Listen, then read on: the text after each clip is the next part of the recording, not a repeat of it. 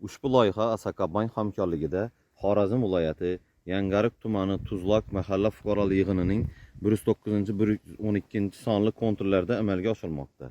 Bu yerda sholi ekilgan. Maydonning jami hajmi 10 gektarni tashkil qiladi. Har bir konturning uzunligi 500 metrni va eniga 100 metrni tashkil qiladi. Bu yerda ekinlar zamonaviy usullar bilan parvarishlanmoqda. Hozirda ekinlar unib chiqish holatida.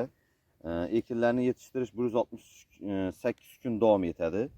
Yetishtirish jarayonida sug'oriladi, tabiiy va mineral o'g'itlar bilan oziqlantiriladi.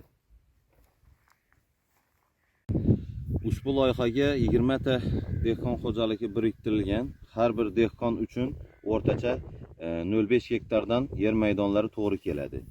Loyihani samarali oshirish uchun lider tadbirkor Muhayyo Asilbek fermer xo'jaligi ishlab chiqarish korporativi biriktirilgan.